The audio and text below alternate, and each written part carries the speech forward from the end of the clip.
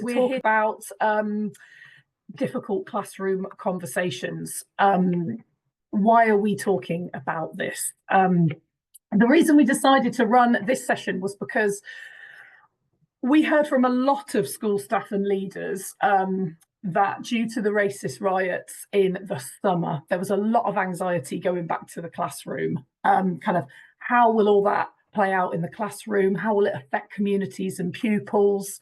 And what about colleagues and pupils who have directly had experiences of racism or Islamophobia or anything else? Many of you were really anxious to just sort of do your best for your communities, do your best work for the pupils and the communities that you work with.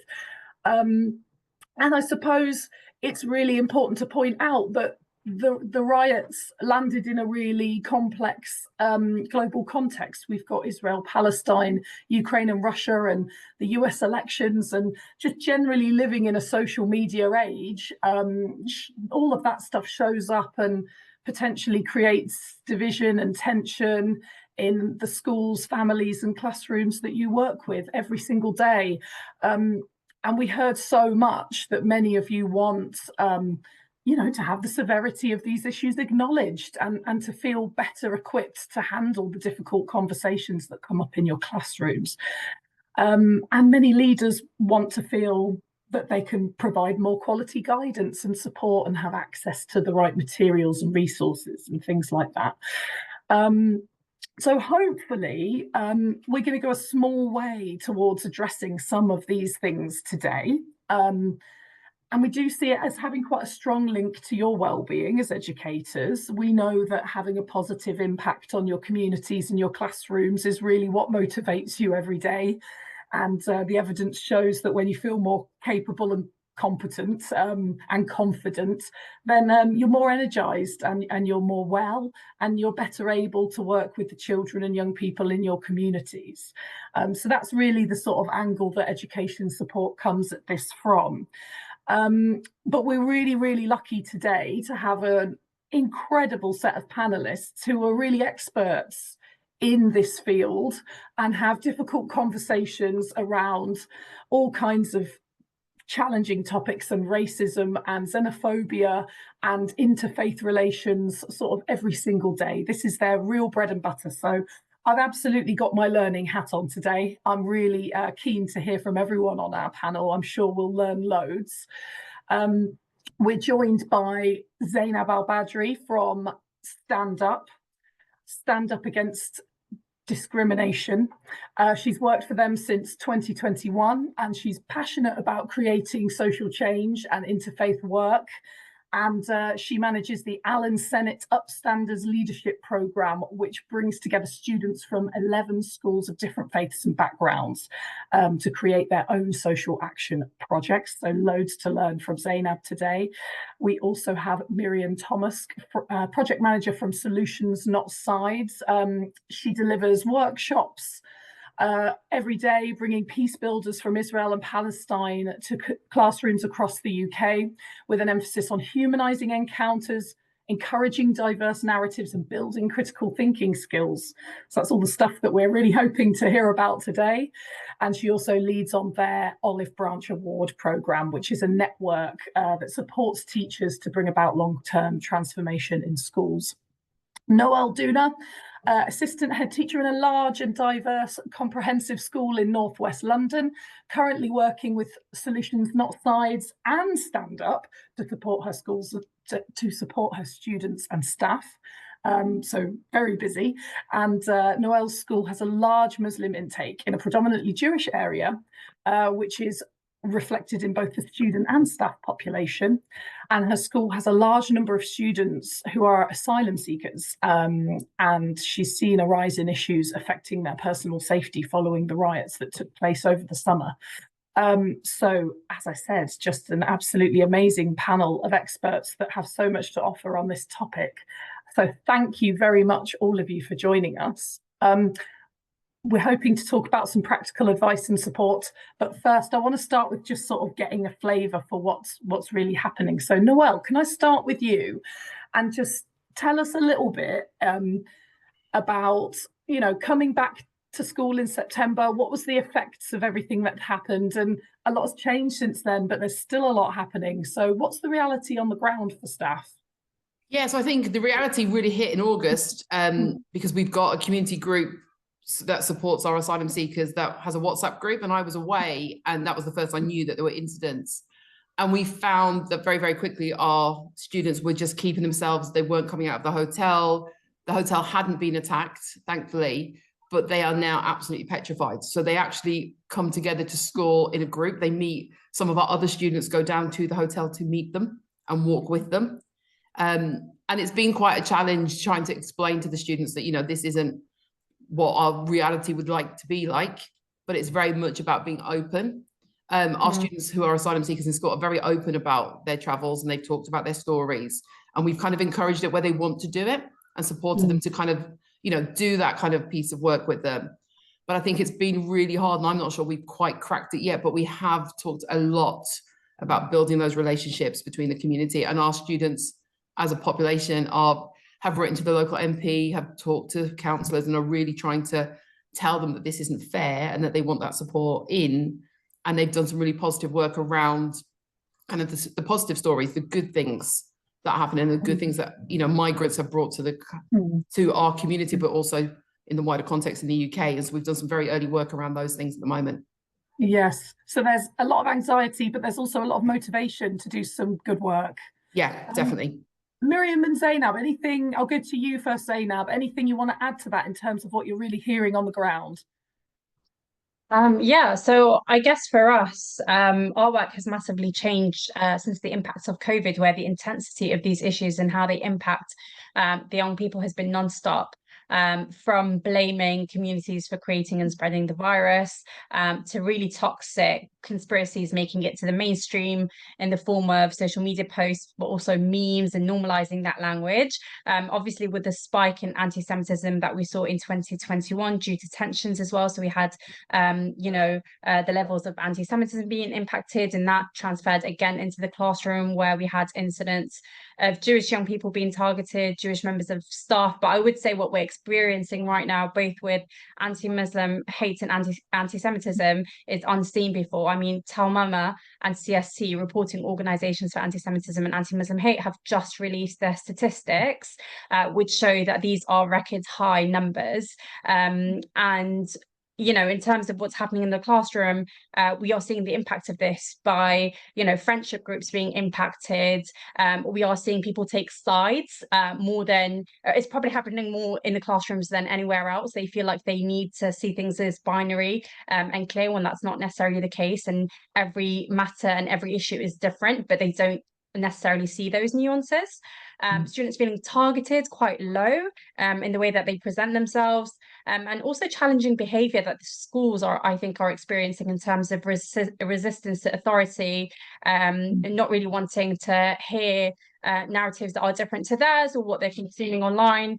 And finally, just to wrap it up, this kind of joke trend or social media trends that are essentially and ultimately targeting others. Thank you for that, Zainab. And Miriam, anything from you? Yeah, I'd really echo a lot of what Zainab and Noel have both said. So at SNS, because we focus on Israel-Palestine, and one of our big aims is to help schools in reducing anti-Semitism, Islamophobia, polarization.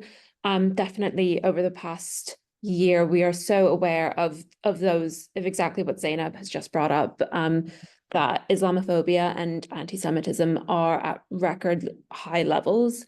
And I think what we're seeing in schools is a lot of the sense that students really want to have difficult conversations, but don't know how, don't know where the space is in the school. And students really, really care about these issues. But as Noelle has said, some students are also really personally affected. And what I think we're seeing from, and actually one of the things that we've seen a lot of over the past year is a lack of a sense of hope. And this is partly why we center the voices of Palestinians and Israelis from the peace building world, is to show that there are still people in the region working for a better future, working for win-win outcomes, because often those are not the narratives that young people are seeing on social media, on the news, and there is this real sense of hopelessness among a lot of young people, and at the same time, in our conversations with teachers, many teachers want to have conversations, want to have challenging conversations, but don't quite know how to set up the framework, and that's why we sort of exist and work in conjunction with groups like Education Support and Stand Up, and other organizations in this field, to support teachers in enabling those conversations to take place. Thank you very much. It's really helpful to hear that, just that flavour of what does this mean in terms of pupils' lives. You know, these are friendship groups being broken up, and that has such an impact, doesn't it, on the well-being and ability to kind of focus in the classroom. So it's really important to find a way of talking about these things, and it's heartening to hear that there's this appetite from the young to have these difficult conversations. So forgive me, maybe a slightly silly question, but I think it's so important. When we're talking about having difficult conversations, when we say this, we want to talk about difficult conversations and how to have them. Really, what does that mean? What's showing up in classrooms? What does it mean to have a difficult conversation about these subjects? Miriam, I'll start with you. Yeah, thank you. I think for us, actually just having a conversation about Israel and Palestine can in itself feel like a difficult conversation. And I guess I can talk through some of the ways that we do this, sort of practically. Is, as I said, we center the voices of young Palestinian and Israeli peace builders in the classroom who speak about their personal stories, and we have a Q&A between students and the speakers, and the students do some exercises looking at the needs of Palestinians and Israelis and possible solutions as well. And so when it comes to difficult conversations, a lot of that might be talking about, say, conspiracy theories that have come up on social media. So we have a Q&A section where students we say any questions that you have are welcome. They can write those questions down on Post-it notes if they don't feel comfortable raising their hands.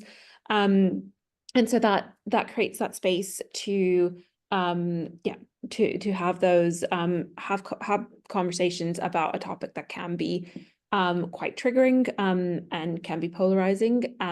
So we tell students that we want them to ask their questions, but we do also we have a framework in which we do this so that space is both brave and safe. So we are very clear about our values. So we say at the start that we believe in nonviolence, equality for all, and a rejection of hatred. And that's the framework in which we have these conversations.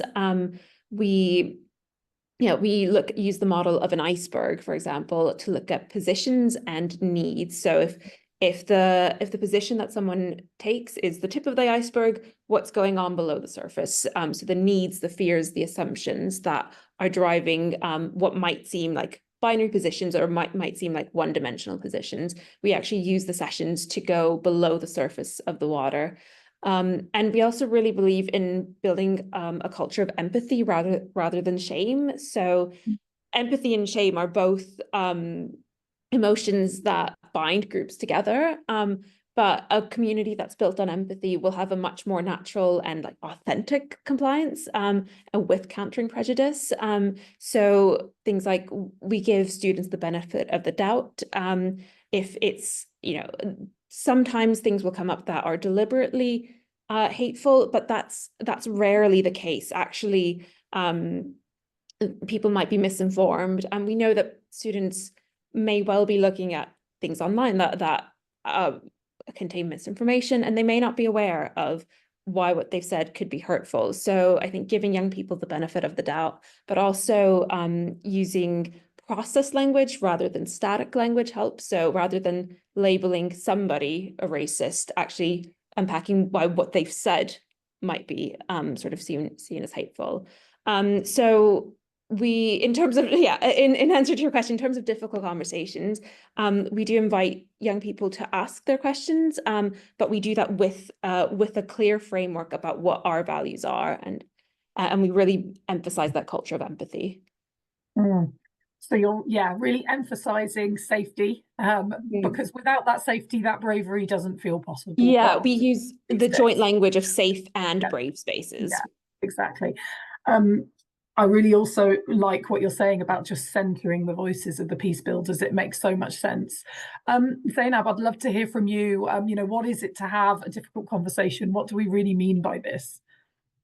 Yeah, so I think when we label it a difficult conversation, these are conversations essentially happening in person, online, and so on.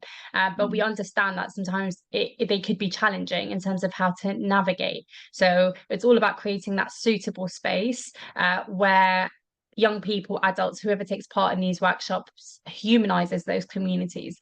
And so at Stand Up, we bring a Jewish and a Muslim facilitator into the classroom, where young people get to cover the content of the workshops, but essentially be able to approach them and speak to them and ask them anything that they got on their minds about those communities. And it really takes a different toll depending on where we are around the country. Difficult conversations in London are entirely different to what difficult conversations are on the outskirts, and then furthermore kind of up north and so on. So each school has its own set of difficulties, and actually before we visit a school, we have a chat about what those difficulties are and how we can best meet those needs, so that actually every single workshop is catered to the school that we visit, and that's when it allows us to really delve into the stereotype. So if a student mentions a stereotype in the classroom, maybe at break, it's probably straight away go to the C forum, as I knew it when I was at school. Probably has a different name now, but with our facilitators, that's what they ask you to actually address. What stereotypes have you heard about Jews and Muslims,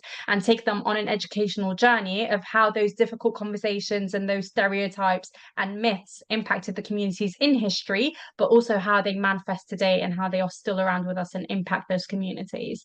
And then I guess the final element is that they are having conversations about racism, discrimination, some really dark topics, but they're having them in a workshop where it's really interactive and really empowering, and it's all about their piece as young people and what they can do about it, starting from reporting to how to react in an incident, but also how to support other communities. Ultimately, the students that are in the classroom aren't necessarily Muslim or Jewish, yet still they get to relate to these topics, maybe because they've been targeted for a type of their identity, or maybe because they live in an area where they recognize these forms of hatred. And so it's all about what they can do to give back to their community, to support others, and how they can be involved and essentially be leaders for the future and change our reality for the better, hopefully. That's amazing. And I'm getting a lot of shared themes, in terms of that creating of the safety, making sure that you've got people speaking from their own experience and creating curiosity around that. School, you're working with Solutions Not Side and with Stand Up. Tell me your take on this. What do you practically do in the classroom to facilitate some of these conversations, and how does it land? And I have to say, I actually do have a little bit of an interest as I'm hearing you talk on, and we can come back to this. How are the pupils reacting, and what does that mean for the teacher and what they have to hold? Go on, Noelle. So we had our stand-up sessions last week. So I sat in one of the same sessions with Zainab for part of it, and they are really good. And I think we tried over the years to create a culture on everything that the students can ask those questions. And we used to call it the safe space, and we've taken kind of the learnings that it's a brave and safe space, and we try and put that terminology in. And I think, it's really difficult. I think as a humanities teacher, I think we have a little bit more ability, knowledge. We're used to dealing with those things. And I think, we've got lots of Russian and Ukrainian students here too. So we've kind of had that experience as well. And it's really kind of educating the staff to say, actually, it's okay to say to the students, I don't really know the answer to this, but I will find out. And we've encouraged the students to ask us questions in lessons, but also to come back to them, to revisit the points, to kind of go away and think about it and say, actually, it's not always easy to give you the answer because we don't always know the answer. And we need to do the research. And I think that level of honesty with the students is often quite challenging to say to the student, I don't know. And, they're desperate to hear our opinions. Or what's your side? What's your take? You're like, I can't tell you. This is not you know, the space we're doing that, this is, you know, and being very clear about the kind of boundaries. And we've had to do a lot of work with, you know, our staff, because we have staff, you know, that have very strong opinions because they've had family members directly impacted on both sides recently. And, you know, we've got to support them and their well-being, but we've also got to create those spaces. And I think the students know that we don't shy away from our questions, and that's been built up over time, but it's about maybe finding the time to do it. Sometimes we'll come back to them, but humanities have taken quite a large chunk of it through the RE and history curriculum just to allow those spaces, because we felt those staff were better placed at the moment to do that. Right. And how do the pupils respond to these? Like, what's the range of kind of ways of participating that teachers have to hold? Everything. Yeah. You name it. I think we've had it.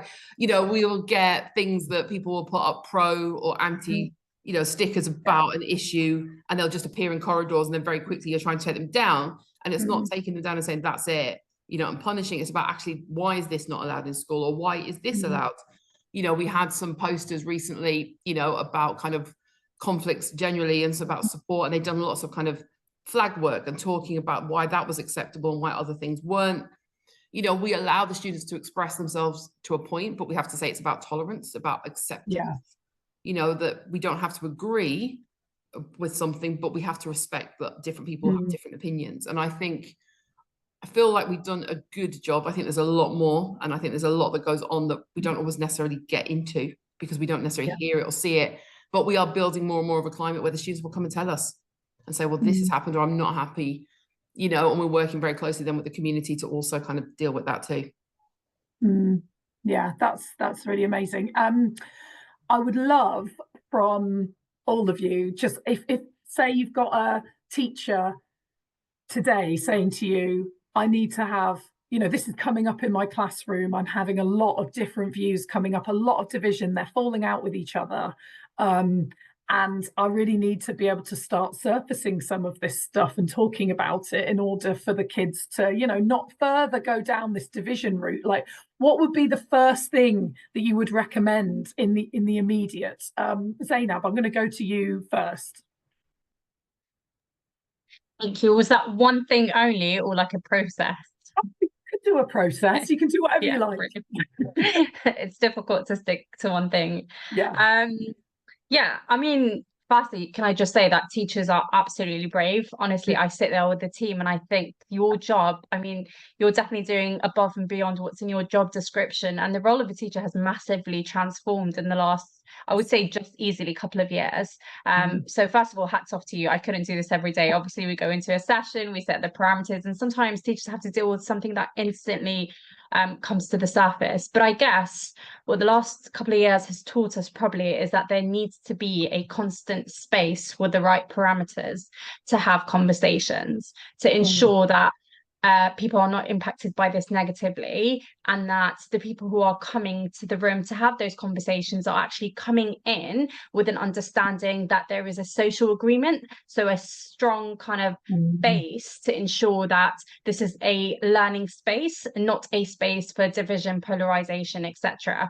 And I think the term dialogue is really important. It's actually an important leadership skill as well that you can teach young people. It's about coming to the table, having a conversation, and not necessarily being keen to convince anyone of anything. And also, it's not coming in with the idea that your own narratives, understanding, and education are correct. Because actually, once they leave school and they go out into the real world, I'm sure their experience is also real. But, you know, that's when they will see people and come across people at all intervals that probably don't agree on the same matters. And so it's having that knowledge and skills. So setting the right parameters, having that social agreement in place, ensuring that they understand what dialogue is and the skills around it. And there are lots of tips online on how to kind of secure that and have those conversations. Tips on how to communicate, i.e. don't point at someone and say you're the issue, etc., but actually having the right language used when talking about sensitive or difficult conversations.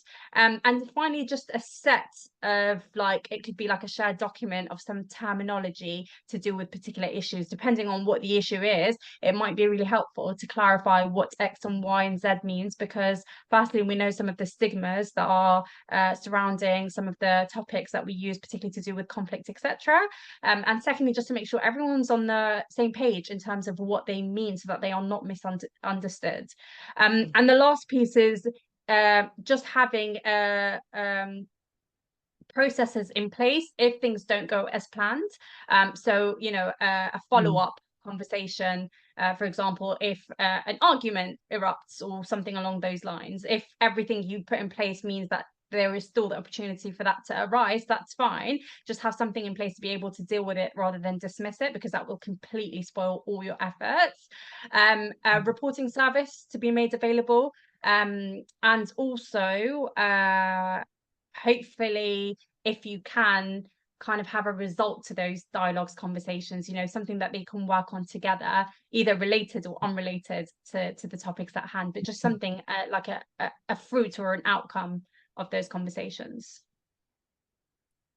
That is wonderful. And I particularly love this idea that you're teaching them the skills. You know, when you go out into the world, you're not going to be in this comfortable bubble of people that solely agree with you, and learning how to be with that and to tolerate that and to hold that with respect is a skill that needs to be learned for many of us. And yes, hats off to teachers, because that does go so far beyond the traditional idea of the teacher. Yeah, it's everything they're doing every day, isn't it?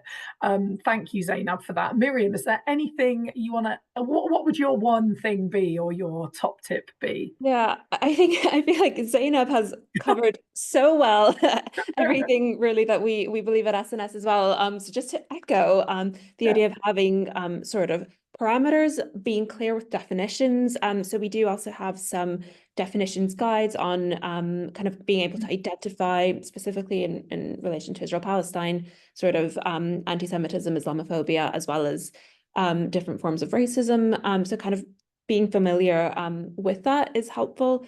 But I think overall, the reason that we run our Olive Branch Award program, which is 3 years, is because we believe that having the space to have difficult conversations, it's not a one-off. It's part of the behavior of like a set of behaviors. It's the ethos of a school that takes place over a long period of time. So that can be difficult. That can be really, really difficult if you're having to respond to something. I think my first step is really, really to emphasize the idea of having an empathy culture. So again, we say that we want schools to be spaces that care about Israel, Palestine, and one another.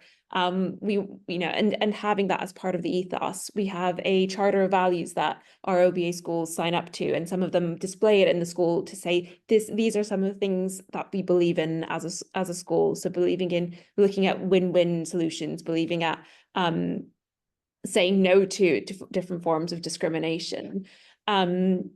So yes, it's difficult when you're responding, I think, in a position of really heightened emotions. And I think I'd also say that in those settings, just to be really aware as a teacher of your own boundaries, and knowing when you need to step away, and also looking after your own mental health in those moments is really important. But also just thinking long term about the wider culture. So we had, for example, we had a school that had worked with us for about 6 or 7 years around October of last year, which meant that when we went into the school, the students were already familiar with peace builders from Israel and Palestine. They knew that this was part of the conversation at the school, and that it wasn't a one-off, it was part of the wider culture. So that can be, sorry, that doesn't really answer your question of one thing. I'd say if it's one thing, then definitely emphasizing a culture of empathy and listening to one another, and acknowledging that that's these conversations that students want to have are real, and you want to address them. but kind of practically recognizing that that needs to take place over a long period of time. Yeah, it's establishing a culture where it becomes normal. I think Yeah, that makes absolutely. a lot of sense, Miriam. You know, it's not just one moment where these things happen. We live in a complex world, and this stuff needs to be present. You know, we mentioned social media a few times now, but that polarizing, side-taking energy is so prevalent, and moving towards empathy and listening and curiosity over kind of knowing, being certain and proving, to steal from Brené Brown there. It has to be part of it, doesn't it? And so, Noelle, I'm really interested because I know you're a member of SLT. What is the most, helpful thing that SLT can do to sort of support this and try to help create this type of culture? Yeah, so I mean, yes, I am a member of SLT, but what we've done is, alongside all the kind of student stuff, is we've done whole staff training, and that's been really important. So, having that opportunity to have staff, be upskilled, because a lot of them want to tackle those issues but don't feel confident. And then we've had a smaller kind of group of staff who said, actually, we're willing to go in and support those staff who maybe are struggling a little bit more. And we've kind of tried to create a positive culture where people can come and just say, actually, I can't do this on my own. I need that support. And it's worked really well. I wouldn't say it's worked perfectly, but we've got kind of sort of 9 or 10 staff who are skilled in kind of going in, and they model and they work with the staff and then checking in afterwards. So one of our wellbeing team from the staff wellbeing team will go and talk to that member of staff and just say, how did it go? Is there anything we can do to support? Because these are controversial but difficult topics, and they're both, huge emotions. And I think, we do a lot of work around mental health and wellbeing, and that's really kind of key to make sure that we are supporting the staff. Yes. And that's, the SLT will take responsibility for that, but it's everyone's responsibility too. Yes, and we do hear so often that this does need a real kind of leadership approach. It needs to sort of come from the top and say, right, we're acknowledging this, we're prioritizing this, and we're going to get everybody involved, and it needs to be ongoing. So that's really helpful. I just want to quickly say we've had a question in the chat asking about resources. We will do a follow-up email, so we'll make sure that Stand Up and Solutions Not Side share some resources, and we'll get them out. But of course, you can look at their websites as well. They have loads of amazing stuff, but we'll circulate some in our follow-up email as well. And then we have a question about lists of phrases that we would normally use. Neve, if you could just write specifically you're interested in the chat, then I can return to your question, because in my experience, yes, using specific phrases in these sessions is quite helpful. So tell me what you're interested in, we'll come back to that. And then in the meantime, I'd like to ask the panelists, so say you succeed and you're having these brave conversations and in these safe spaces. I just thought of there's a few things I want to acknowledge. Firstly, like, what happens if pupils share particularly hard personal experiences of racism or violence, that they've experienced? What can teachers do there? And I want to think about this in terms of, their practice as educators, but I really want to come back round to their own mental health and well-being as well. And I also just want to be really conscious that, for BAME or global majority or minoritized staff, that might be a particularly hard thing to hold. They may have had similar experiences themselves. So how can we look after the kids but stay well at the same time, I think, is the question. But also any insights on, when those hard personal experiences come up in the classroom. Miriam, I'll start with you. Yeah, so whenever we brief teachers about what we'll be talking about in classrooms, we always say to them that if they come from a background of familiarity with an aspect of the Palestinian-Israeli conflict, then they might find elements of the program to be personally triggering. I think it's very important to acknowledge the fact that staff come from a wide range of backgrounds and may well be personally connected to this. I think it is it's a key thing that needs to take place on an SLT level, as well as having a culture in the school and among staff that staff feel supported. I think on an individual level, actually knowing what resources your school has, and knowing what processes are, is sort of what you can do kind of on a personal level to look after your own personal health and well-being.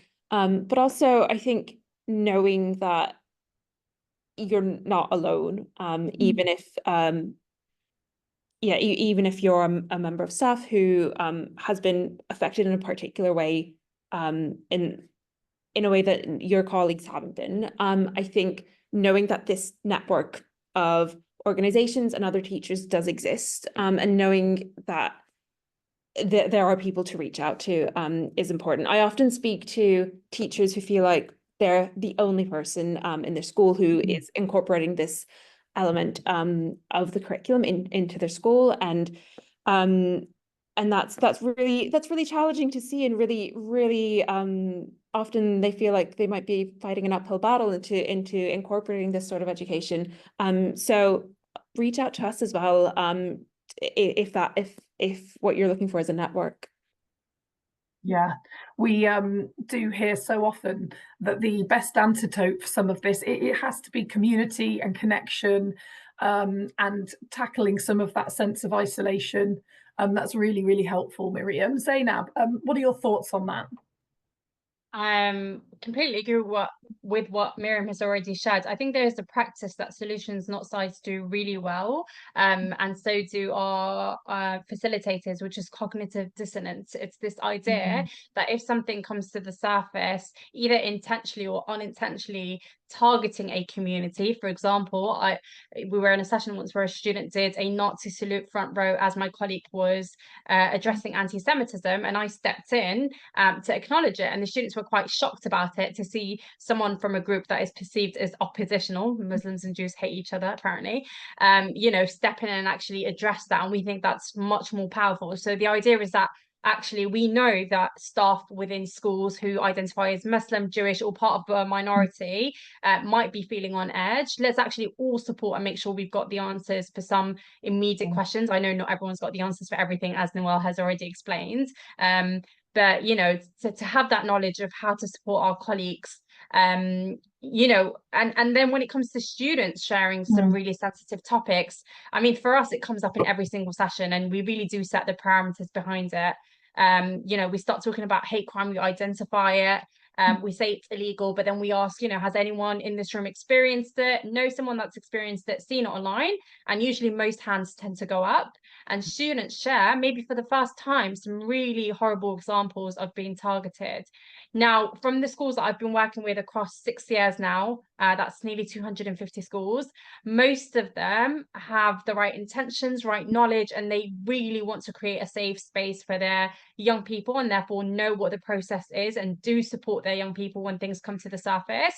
Other times I've actually seen teachers completely dismiss it, or young people tell us that they've reported something and it wasn't dealt with. So recently I was in a school where a student said that she was on a bus on her way to school, clearly wearing her uniform, clearly a young person, and she was this adult man was sat next to her.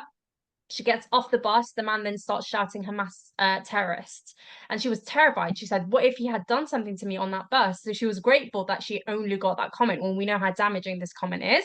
She comes into school, she tells the teacher says, go report it.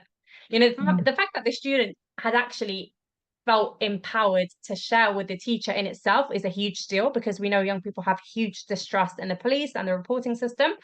But the fact that the teacher just asked her to go for herself and report it is not helpful, because young people are not going to take the time to identify who to report to, how to report. They think the process is long, when actually with Tell Mama and other reporting services, it's a matter of a text sometimes. So to actually, for staff members to know that when a young person discloses something that's quite sensitive, firstly to thank them for their bravery that they'd come and actually shared this. Secondly, to reassure them that the school is supportive, particularly if they're wearing their school uniform, to share it with the right teams who can escalate this and get support from these different organizations who are dedicated to supporting these young people. And I think sometimes students will not come or will not tell you, but if you have something as simple as a poster around schools, when you know it's a time where there are tensions, just with these numbers, then that in itself is really helpful. And just to kind of within the school system as well, to echo these messagings of, if you are targeted, that's illegal, this is how we can support, this is who you can report to as well. And then that is reflective of staff as well. I mean, unfortunately, over the last year, I've spoken to members of staff who either found other jobs in other schools or have left teaching entirely because they felt that pressure and it's really impacted them. And sometimes the process takes so long. They report something, nothing really gets done about it. They're not able to identify those involved, and they don't really feel like they get that support or that their voices are heard. And so to make those reporting services accessible, friendly, and that staff are aware of it as well. And that's not as a reactive approach, but actually as a proactive approach, where a school, these are our values and this is how you can report things. And just to finally echo what Miriam said as well, to invite those experts, if you personally do not feel like you want to have those conversations, that's absolutely fine. Sometimes people's natural reaction is to go to that Muslim teacher or that Jewish teacher or that whatever teacher to talk about the issues, when actually they may want to be sheltered away from those conversations. They don't want to be the next target, or maybe they are on edge, or they have family members directly targeted. So perhaps it's about having that conversation of what can support look like, how would you feel? And we're talking about difficult conversations, but this could literally be the Jewish community fasting last week for 25 hours. How would you support a teacher that needs to fast 25 hours, or Muslims fasting on Ramadan, or whatever festival? It can start from there, moving on to those difficult conversations. Yeah, so there's definitely something about holding your colleagues who are affected and stepping in if you feel able to sort of shield them. If if you're sufficiently connected and know that they're affected by this, then there's stuff that we can do to sort of weather some of the storm for them. That's such an act of kindness, isn't it? And I just want to flag, education support obviously does have a helpline. So if you're dealing with any of this stuff and anything comes up and you need to process or get some support around any of this, you can call our helpline. My colleague Jen will put the number in the chat, and talk to a qualified counsellor. It's 24/7, and they understand the education settings as well. So it's a really important service to be aware of through any of this, because we know that so much of it has so much emotional content. Noelle, I'd love to know your thoughts on sort of staff staying well and holding some of those difficult content that comes from so I mean, it's very similar in their own experience. Sort of Zainab and Miriam have said, it's making sure that staff know that there are people to go to. So we've got staff wellbeing champions, we've got a team, we've got an on-site counsellor. We made a move with the students a while ago, and we did the same then with the staff, is posters on the back of toilet doors, because we had everything up in the staff room, and then people are very nervous to write it down or take a picture because they think, oh, other people know. And although you try and create that culture, for some people that isn't, but having kind of other places to access. So we've got a wellbeing room, and it's open during the day for staff and at lunchtimes, break times, and after school for students. So the staff can just go in there, they can chill, but all those helplines are there. But we also use it as a drop-in, and we have, tea and talk, and they can come and have those conversations. And, we try and be as open as possible, and kind of, the wellbeing champions represent kind of across the staff. So we've got ECTs all the way to members of senior leadership team, and, males, females, different groups, so that there should always be somebody that hopefully you will feel confident to, because it's not, I know it's not always easy to go and speak to a member of SLT, or at the same time, finding the right person who's going to listen to you. And so we do lots of stuff around buddies and kind of making sure that those things are there. But, we know that sometimes it's outside of school too, that people would rather have those conversations. So I think it's kind of the same as Zainab and Miriam said, but they're just the extra things that we do. Amazing. Thank you so much for that, Noelle. And I just want to flag to everybody listening, it's getting to the time where I'd love some questions from you. So in the Q&A or in the chat, please feel free to put your questions to the panelists in there. I know that they're really keen to answer anything that's on your mind. But before we go to that, panelists, I just want you to, I suppose I'm conscious that this is weighty and this is hard.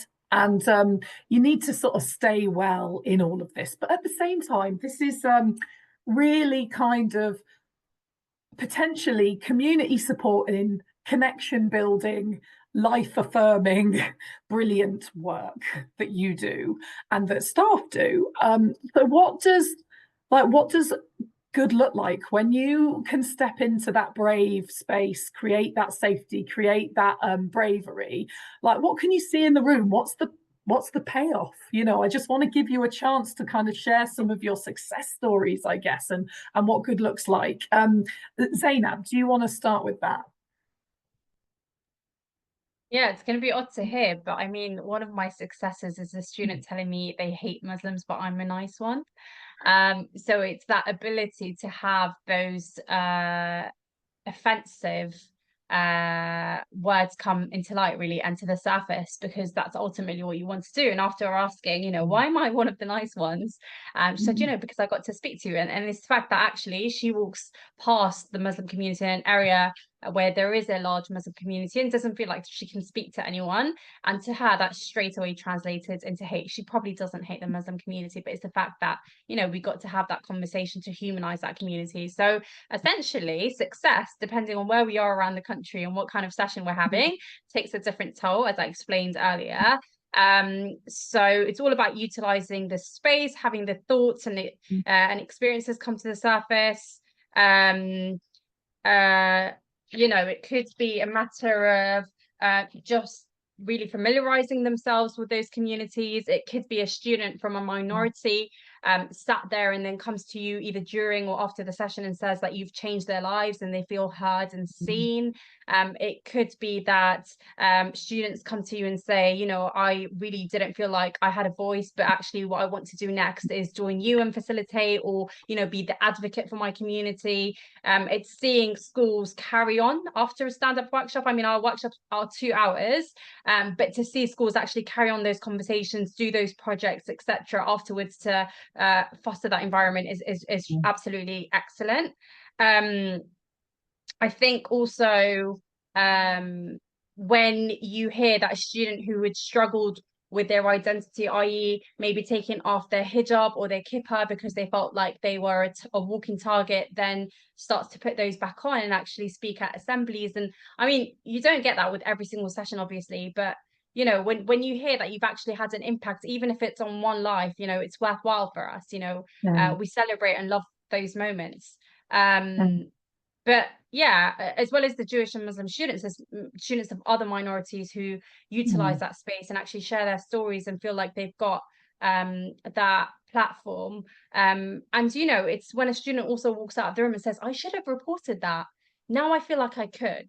And seeing them actually, you know, use those cards. We give them a report card at the end with the numbers of different organizations, and sometimes, so every single school that we've worked with, we've continuously kept that relationship ongoing, which we're so grateful for. So for some schools, it means 8 years worth of working together, for example. But you know, you come 2 or 3 years later and they take out that report card and they're like, oh, you're those people that gave me this card, which, you know, it is definitely brilliant to see. And I think particularly for us at the moment, just having any conversations to do with interfaith in itself is successful. We know it hasn't been easy for us, for our colleagues. You know, people who used to previously hold all these events have put them to a stop because they felt like they couldn't talk about the simplest of things like festivals or food. So the fact that schools still have their doors open to us and we've actually reached more young people than in any previous year is, you know, an absolute win, and it's something we're grateful for and we're hoping that we can keep as well. Oh, brilliant. And I absolutely love this idea that, you know, you create these safe, brave spaces on maybe an interfaith topic, but actually people of all kinds of identities, children and young people with all kinds of experiences can benefit from those spaces. So it benefits everyone, but particularly helps these, you know, people feel seen and heard and their experience is validated. So thank you for that, Zainab. And actually, before I go on to Miriam next, just for her thoughts, if anyone wants to put in their chat kind of what has resonated the most from this conversation, what you'll take away from what the panelists have shared. That would be helpful. You don't necessarily have to have a question, but I'd love to know if there's anything that's really landed with you, or that you feel you can take into your classrooms tomorrow, maybe, who knows. So I'd love to know, love to see your messages in the chat about that. Miriam, what about you? What's those moments that where you see it really working? What's the benefit for the schools? Yeah, again, very similarly to Zainab, it's a lot of these conversations we have with young people where they have been able to humanize the context of these discussions. We've had sessions where students have come up to us at the end to say thank you to our speakers because they didn't know that this work existed, and now they do. We've had a school that actually booked us in because one of their students had heard about us and had asked the school to book us in, and the school had listened and did that. I have the the joy of looking at our feedback, and so often I see students write things like, I have learned about I've learned about conflict resolution. I didn't know what that was before. Or we had or even I think at this point about other groups feeling represented or feeling or kind of resonating with some aspects of the program comes up with us as well. We had a school session sort of last winter where a student from a refugee background from a war-torn country, not Israel and Palestine, actually asked if they could share at the end and gave a little speech to say thank you again to the speakers. And again, it's that hope, I think. For me, I come back to this point that I have learned so much by meeting with and learning from those in the peace building field. And it's such a privilege to see young people doing the same. We run a summer residential for 16 to 19-year-olds. And the fact that it happened this summer and we had incredibly impressive young people who are interested in advocacy and want to pursue peace building and interfaith and continue to want to do so really, really does give me a lot of hope. Oh, brilliant. It's powerful. We need some hope right now. That's great. And Nahid in the chat has said that the importance of helping pupils to build up their communication skills so that they can confidently put their views across is what's landed for them. So that's brilliant that you've been able to land that. Noelle, yeah, same question to you really. Like, what's it like when you really see this working in your school? What do you see? So we've gone for kind of a slightly different approach, maybe to some schools. We've taken kind of social action issues, but tried to bring in not just our school, but local organizations. So in the summer, it was Father's Day. It tied in with Eid and Shavuot. So we had cheesecake. We had lots of Eid sweets. We had a big barbecue, and we brought 50 asylum seekers and their families into school on a Sunday to celebrate. But you had local Jewish institutions and Muslim institutions who came to support the refugees, but then we're sitting there together having conversations, whereas maybe we wouldn't have got them in the room if we hadn't brought, a common thing that they both wanted to work. So we've done a lot of that. In fact, I've had a conversation today and we're about to do another one in November, to kind of bring the option to see that actually we've got the same values, we've got beliefs, we can put some of our differences aside and focus on something positive. And that's been really good. And we've managed to do lots of kind of work around those sorts of topics. And to me, that's then stops the old them and us. It brings them together and go, actually, we've got lots of same values and beliefs. And maybe there are ways we can see that we can work together. Yes. And we all want to sit and enjoy some sweets and some cheesecake. Oh, indeed. Gosh, I just love that. Phil has said creating a non-violent environment, having an equality framework, empathy rather than shame. I think that's so important. And giving benefit of the doubt to create a positive change is what's landed there for Phil. So that's fantastic. And before we wrap up, where if our I want to say listeners, but viewers, if our viewers want to find out more information, if they're really curious to learn more, I know what your first answers will be, and do have those first answers, but where would you point them? Noelle, where would you point people? Well, obviously the two organizations that we work with, But I think, you know, Association for Citizenship Teachers has lots of things about having controversial conversations. You don't have to be a member to access everything. So if you're looking for kind of ideas to take to other staff, or kind of, you know, sessions that you want to on general having conversations, that's a really good place to start ACT. Fabulous. Miriam, what about you? Yeah, I would obviously you know, suggest our website and our Instagram, and also if anyone is interested in what we do, we are continuing to bring pairs of Israeli and Palestinian speakers to the UK, so our bookings are open for our tours. But I would also just really recommend looking into some of the peace organizations. I know that this is very Israel-Palestine specific because that's what we do, but actually I think we can learn a lot from the different ways that people go about trying to establish peace. So we have organizations like the Arava Institute that do it through an environmental lens. You have hand-in-hand schools that bring that have a dual sort of Hebrew and Arabic curriculum together. I think actually, and again, you can find some of these on our website, but looking into some of these organizations, and actually you can have conversations with your students to say, hey, did you know that this amazing organization exists, and this is this is how they're engaging with responding to conflict. And that can also relate to things like students' own career aspirations. If they didn't know that you could go into, say, a positive, well, if you could go into, say, like a kind of a community-oriented role from different career paths, that can help really bring that to life for them. Amazing. Thank you, Miriam. And Zainab, where would you point people? I did see a couple of comments already about primary school, and although we don't cover primary school, I don't believe Solutions do, and not Sides do as well, but I leave that for you to confirm, Miriam. But Yeah, please don't be okay. Please don't be strangers. Do get in touch. If we can't deliver workshops, we're happy to have that conversation, share best practice on things that have and haven't worked before. We've developed content for all different age groups.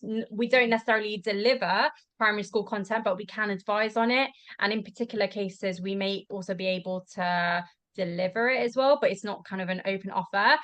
We also do teacher training workshops, so if you feel like you want that space for your educators to learn about you know, challenging conversations in regards to anti-Semitism and anti-Muslim hate specifically, please do speak to us.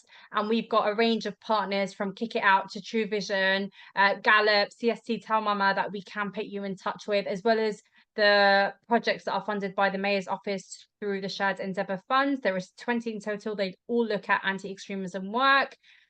So we are happy to make those connections when and where needed. And I really hope that you can take the offer of free workshops from us. Do get in touch. And also there are resources on the website. If you are waiting on that workshop to happen, there are things that you can access on there, like articles or conversations or videos and things like that. Thank you so much. Fabulous. Thank you so much to all of our amazing panelists. You've been incredible.